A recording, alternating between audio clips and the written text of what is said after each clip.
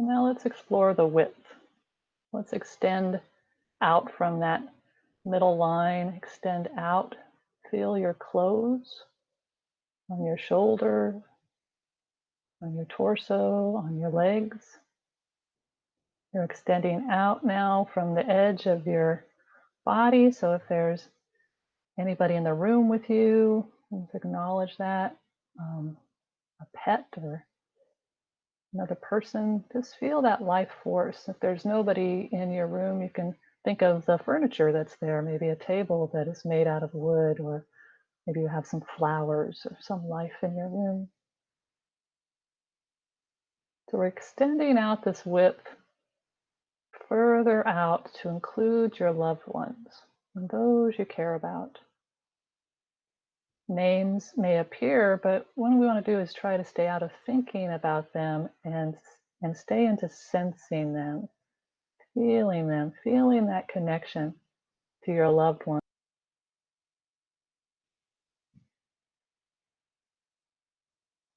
Now we're going to explore our depth. And we're going to start by becoming aware of the back of our body. So many of our senses are in front of us. We are forward leaning. All our devices are in front of us, the computers, the phones, the machines. So let's start at the back of our body. Can you feel the space, the long muscles along your spine? And if you're having a challenge doing that, just imagine that you can. It's an embodied imagination. So we're bringing our attention back to the sacrum, the space between your shoulder blades, the back of your neck, the back of your legs. Now, if you choose, imagine with me that you have a dinosaur tail, a Tyrannosaurus Rex tail. And imagine that you can lean back into that so that you're resting back and down. This is your history, your teachers, those who have brought you to this moment. Just imagine that history behind you, all that has brought you to this moment. And from there, move forward to the cavity of your torso, your front body, your belly center, your heart center. Let yourself extend those to your loved ones, to those that you care about. Again, we move from the back to the present, the future. As evolutionary beings, we ask ourselves, what now wants to come into form? How now do we want to be? What hasn't had shape or form in my life and now is longing for that oxygen? Is it long withheld joy, dignity, some creative expression? Again, not thinking about that, but trying to sense into that. And as you do this, if you choose, just place your thumb in your belly button or just right on the top of your belly button and rest your palms below that. Feel the sensation of your hand on your abdomen. This is the center of gravity. Some cultures call it hara or dantian. Just feel that center of gravity. You can keep your hands there, you can drop them away, but just stay focused on that center of gravity, listening from that place. What do you bring into this moment? How can this time that we're together serve you?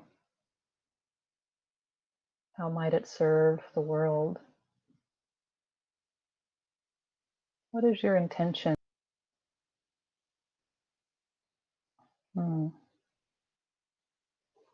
So I love spending that extended time together in practice as a community.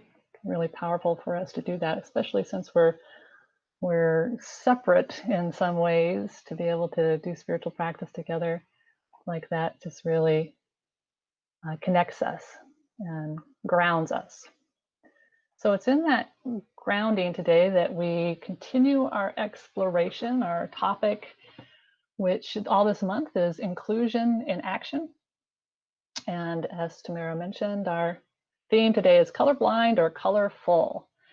And so I've been thinking a lot about this. And when I was a young woman, I was probably in my early 20s, I was talking to a friend. Her name was Kathy, and she was older than me. She had a young adult children about my age, and she had a son who had recently gotten married. And Kathy, who was white, was talking about her son and about the wedding, and her son had recently gotten married to a black woman. And so over the she had a friend come over she had this friend that she was talking to, and she was telling me the story. And over the course of her friendship with this friend, Kathy had told her friend about her son getting married and might have mentioned her daughter-in-law's name from time to time. And this friend had not met her. And then one day, this friend happened by her house when her daughter-in-law was there. And Kathy introduced her to her daughter-in-law, and the daughter-in-law left. And her friend turned to her and she said, "You never told me your daughter-in-law was black." She was surprised.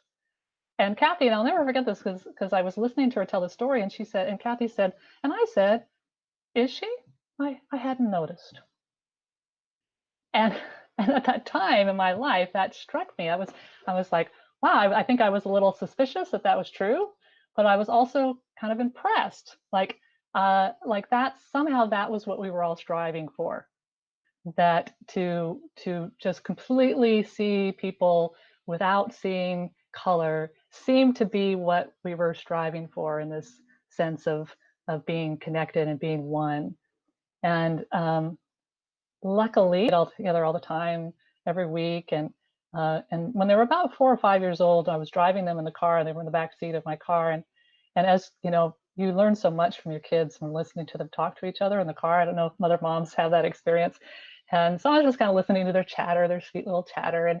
And I think it was Connor that kind of, when all of a sudden goes, "Hey, look." And he put his arm